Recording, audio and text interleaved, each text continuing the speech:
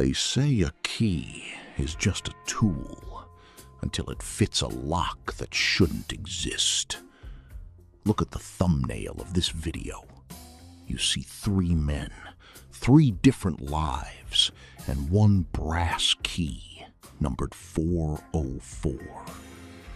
In the digital world, 404 means not found. It's a ghost, a dead end, a mistake in the code. But in the physical world, on the burning asphalt between Seattle and the New Mexico desert, 404 is the only thing that matters. You are about to witness a journey in 10 chapters. 3 strangers, driven by obsession, greed, and fate, are converging on a single coordinate. They all believe they have the only key that matters, but only one of them knows the truth. And that truth is more ironic than any of them can imagine. Stick with me until the final mile of Chapter 10, because by the end of this story, you'll never look at a simple piece of metal or a not-found error the same way again. Why would 3 men risk everything for a number that represents a void? Is it hope, or is it the terrifying realization that we are all just looking for a door that actually opens? The engines are hot, the maps are marked, and the first man is already waiting for the rain to stop in Seattle. Chapter 1, The Method of Clark.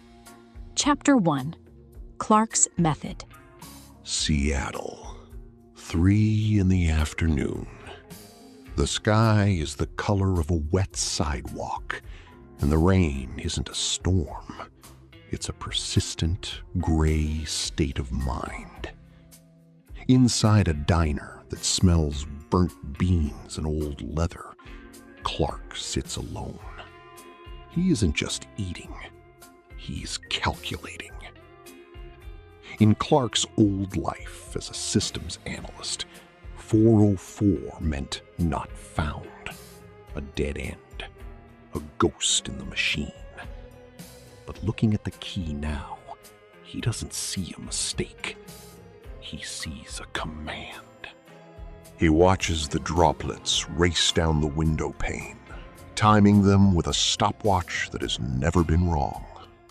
To Clark, the world is a series of equations waiting to be solved. And this key, this is the missing variable. Clark doesn't know about Julian in Miami. He doesn't know about Beau in New Orleans. He thinks he's the only one with the answer. But the 404 is a puzzle with more than one piece. 22 minutes, Sarah. That's how long it took for that truck driver at the corner booth to finish a club sandwich. If he chewed at a normal rate of 32 bites per mouthful, he'd be out of here in 15. He's inefficient. The world is leaking time, Sarah. Water is fine.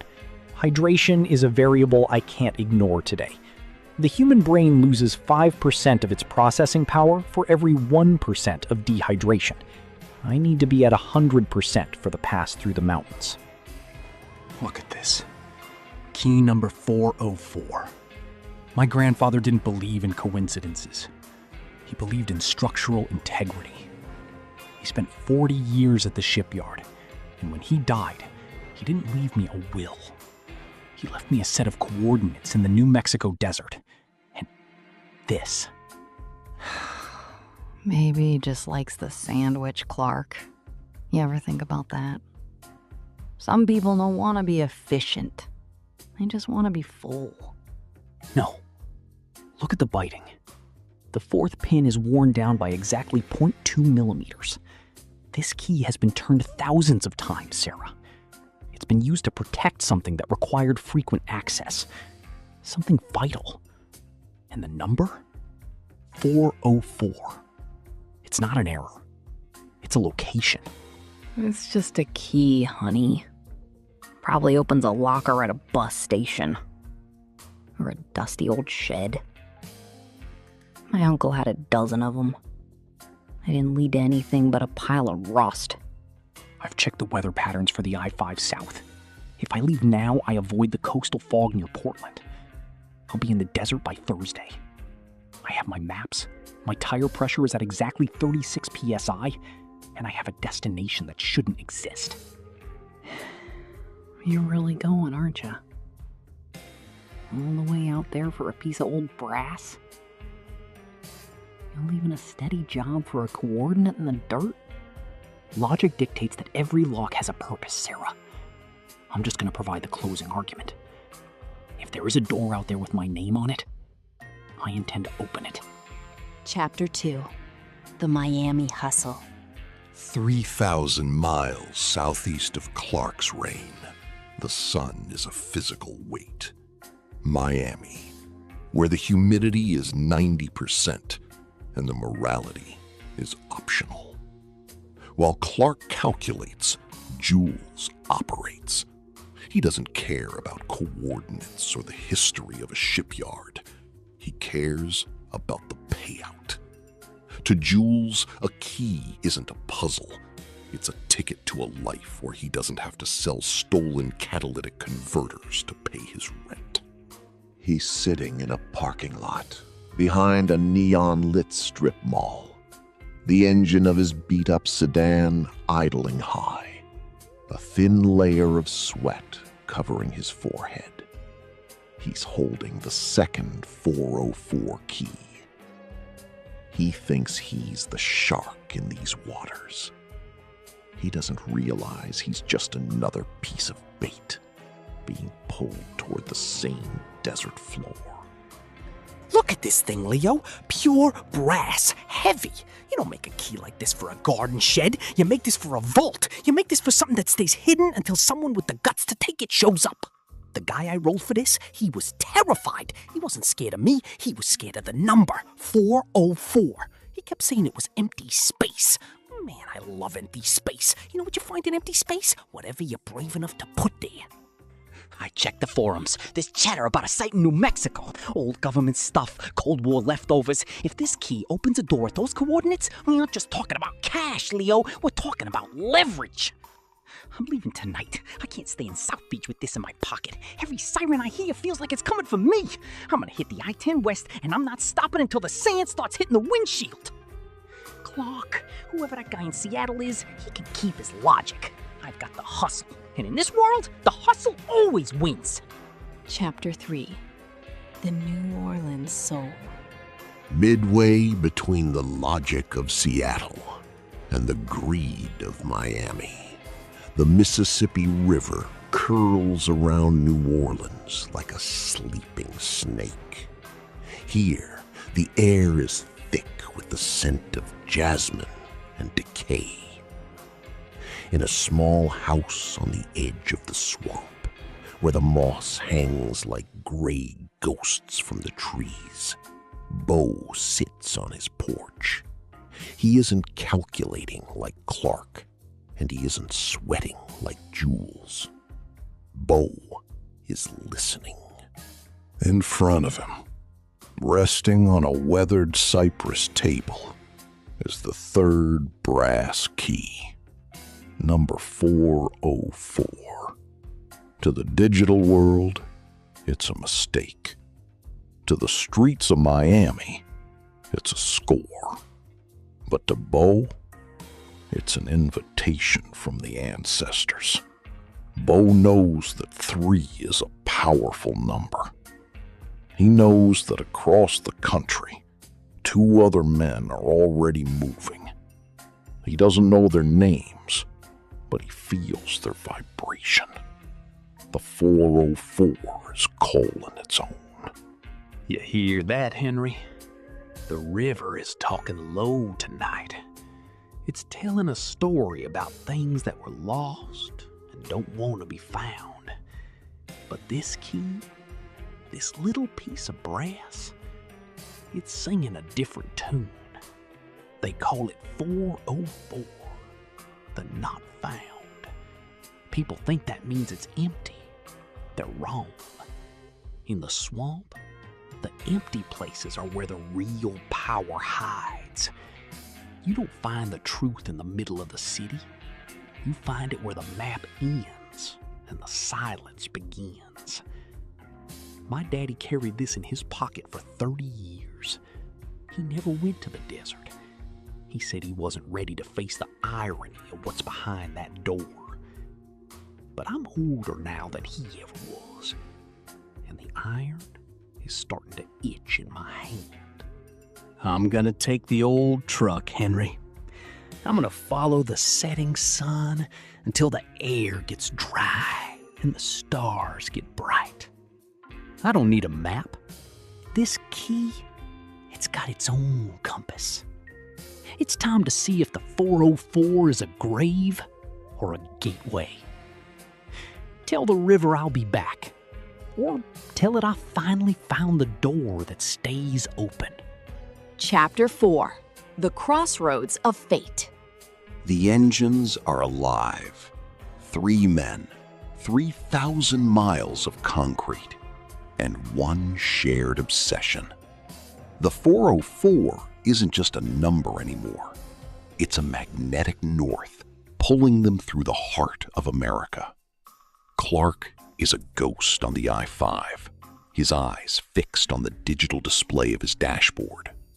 Jules is a blur of neon and adrenaline on the I-10, checking his rearview mirror every 30 seconds.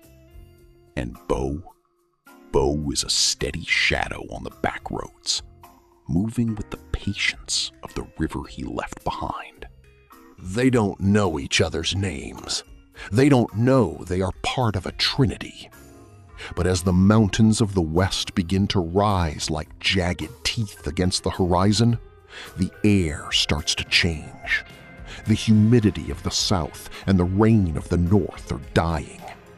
There is only the dry, bitter taste of the desert ahead. Fate is a mechanic with a cruel sense of timing. Somewhere near the border of Texas and New Mexico, the 3 lines are starting to blur. The 404 is no longer not found. It is beginning to converge. Progress is optimal. I've maintained an average speed of 68 miles per hour. Fuel consumption is within the predicted margin. The desert air is thin, which should increase my engine's efficiency. Everything is according to the method. Almost there, baby. Just a few more hours of this heat and we hit the coordinates. I can feel it. The key is practically vibrating in my pocket. This isn't just a trip. It's a heist on destiny itself. The stars are coming out. They look different out here. Brighter, more honest.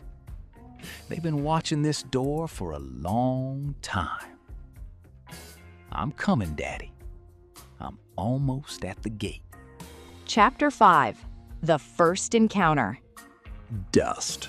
It's the only thing the New Mexico desert produces in abundance. It gets into your lungs, your engine, and your secrets. At a rusted-out gas station near the 404 coordinates, the first 2 pieces of the puzzle finally touch. Clark's silver sedan, clean despite the 1,000 miles, sits at pump 1. Jules's battered cruiser, covered in salt and road grime, screeches to a halt at pump 4. 2 men, 2 keys, and a sudden electric tension in the dry air. They don't speak. In the Noir world, silence is a weapon. But as Jules reaches for his wallet, a glint of brass falls from his pocket and hits the gravel with a sound that cuts through the wind like a gunshot. Hey, watch where you're looking, pal. It's just a key, all right? Some people carry them. It's a free country last I checked. You got a problem with my car? Or my face? You've been staring at me since I pulled in. You look like a cop or a hitman. Which one is it? Your heart rate is approximately 110 beats per minute, judging by the jugular pulse in your neck. You are experiencing a high cortisol response, and that key, the biting pattern on the blade, it's a 404. I recognize the structural alloy. It's identical to the one in my left breast pocket. Mathematically, The probability of two such keys meeting at this specific longitude is 0. Unless this isn't a coincidence. A 404? You got one too? Back off, Professor. This is my score. I didn't drive to 3 states of swamp and swamp rot to share the vault with a guy who talks like a textbook. The confrontation is interrupted by a low vibration that shakes the very ground beneath their boots. A third shadow is falling over the gravel. The Trinity is complete. Chapter 6. The Trinity of Strangers. The dust settles, but the air stays thick. 3 men stand in a circle of rusted pumps and broken dreams. Clark, the mind. Jules, the hunger. And now, Beau, the soul. The silence is heavy. It's the kind of silence that happens just before a lightning strike. They are looking at each other, realizing that the not found they were chasing has finally been found in the eyes of 2 strangers. Put the fire out in your eyes, young man. And you, Professor, stop counting the beats of a nervous heart. It's a waste of spirit. The river told me there were others. I didn't believe it until I felt the vibration of that brass hitting the dirt. We all got 'em, don't we? The 404. 3 keys for a door that supposedly isn't there. 3? There's 3 of them? No. That's not how a vault works. 1 key, 1 lock. That's the deal. There's 3. The split is smaller. The math is getting ugly. Actually, the math is becoming elegant. Look at the biting patterns again. If you overlay them, they don't match. They are subkeys, sequential components of a singular locking mechanism. It's not 1 lock with 3 keys, it's 1 door that requires a simultaneous 3-part verification. It's a failsafe, a dead man's switch. Whoever built that door didn't want 1 person to have the power to open it. They wanted 3 strangers who would probably kill each other before they could turn the tumblers. Irony is a bitter herb, isn't it? We all thought we were the chosen ones, but the 404, it's a lesson in humility. It's telling us that we can't get inside alone. The desert just gave them a signal. The coordinates are less than a mile away, buried under a ridge of black rock. They have the keys, and they have the location. Now, they have to decide if they trust the logic, the hustle, or the spirit enough to walk toward the void together. Chapter 7. The Last Mile. The pavement ends where the secrets begin. They move in a grim procession. Clark's sedan leading the way with mathematical precision, followed by Jules' erratic weaving, and Beau's truck bringing up the rear like a slow-moving mountain. The sun is dipping below the horizon, bleeding red and purple across a landscape that hasn't seen rain in a decade. Here, the GPS signals die. The radio is nothing but white noise. The only thing that exists is the coordinate and the weight of the brass in their pockets. They stand at the base of a jagged ridge of obsidian rock. According to the method, according to the hustle, and according to the soul, they have arrived. But there is no vault, no bunker, just a wall of black stone that looks like it's been there since the dawn of time. Where is it? I didn't spend my last dime on gas to stare at a pile of rocks. The coordinates say right here. Professor, check your gadgets. Beau, talk to your ghosts. Somebody tell me I'm not standing in a graveyard of nothing. Calculations remain consistent. The margin of error is less than 0.03%. We are standing on the threshold. However, we are looking with our eyes, Jules. We should be looking with the keys. Look at the rock face. The shadows don't align with the solar angle. There's a distortion, a structural anomaly. It's not a cave. It's a camouflage. The Earth doesn't want to give it up, children. It's been holding its breath for a long time. Can you feel it? The air coming out of that crack. It smells like cold iron and old electricity. It smells like 1954. There, hidden in a seam of volcanic glass, are 3 keyholes. Not in a row, in a triangle. Each one exactly 3 feet apart. To open the door, they have to turn them at the exact same moment. 1 mind, 1 hunger, 1 soul. If one of them falters, the 404 remains not found forever. Chapter 8. The Turning of the Trinity. This is the moment where the road ends and the threshold begins.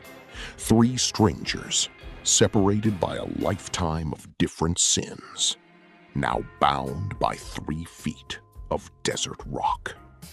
The keyholes are cold, sucking the heat right out of their fingertips.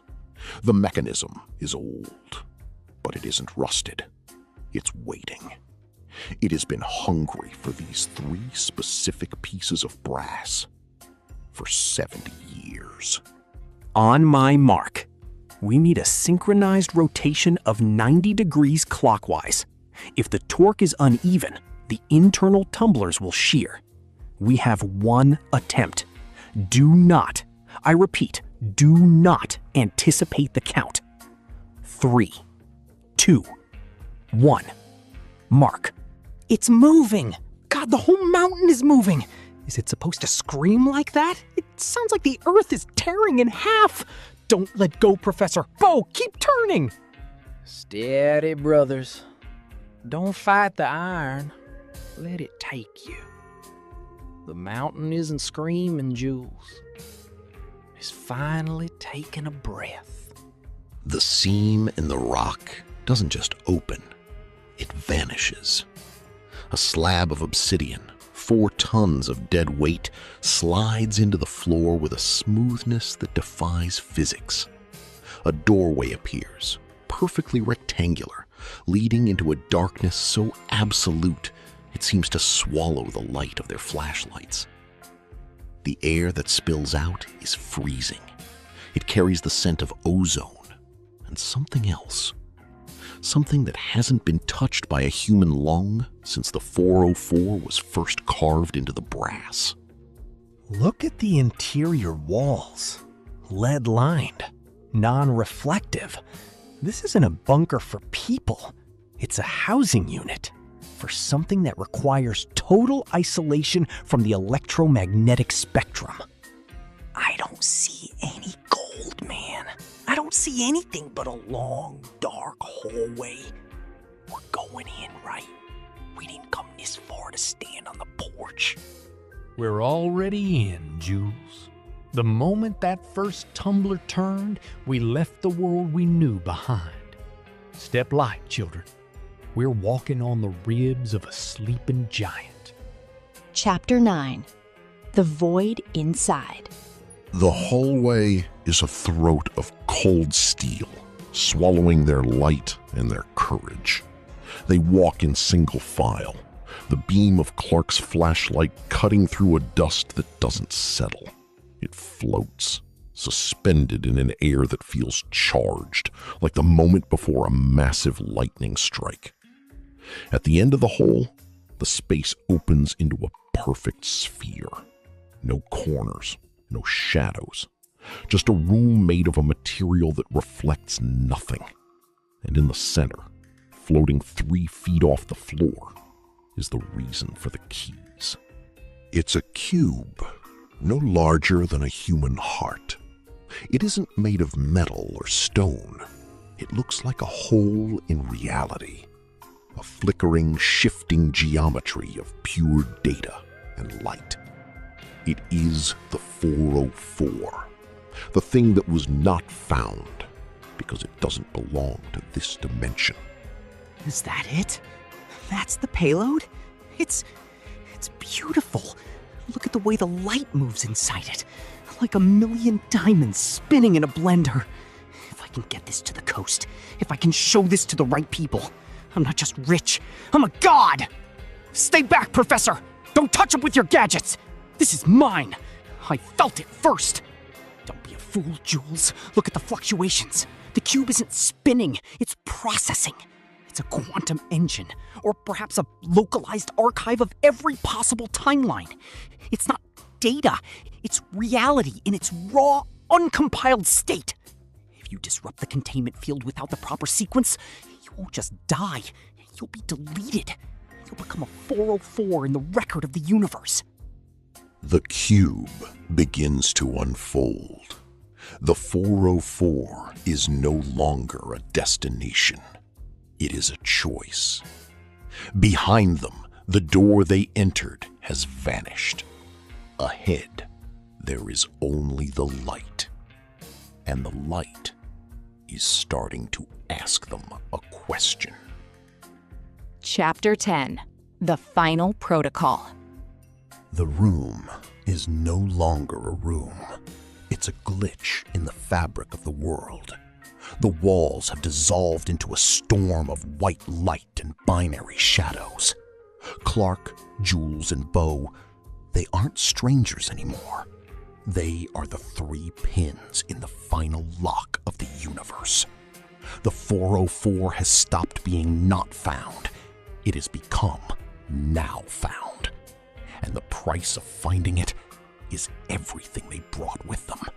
The method, the hunger, and the soul. I can't feel my hands. They're turning into light. Everything I wanted, the cars, the money, it's all just code. It's all fake. Professor, do something. Fix the equation. I can't fix what isn't broken, Jules. The equation is finally balancing itself. We aren't observers anymore. We are the data being processed. The 404, it was a backup. A restore point for a world that forgot its purpose. Don't fight it. If we resist, the system crashes. We have to upload. Hush now, children.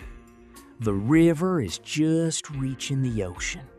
It's a big, bright water, and there's room for everyone. My daddy's waiting on the other side of the light. He's got a seat saved for me on the porch. Let go of the brass. You don't need keys where we're going. The door is wide open. The ridge of Obsidian stands silent under the New Mexico stars. There is no door. There are no tire tracks in the sand. There are only 3 brass keys, half buried in the dust, their numbers worn away by a wind that doesn't remember names. In Seattle, it's raining. In Miami, the neon flickers. In New Orleans, the river flows. But the world feels a little lighter, a little more complete. The 404 error has been resolved.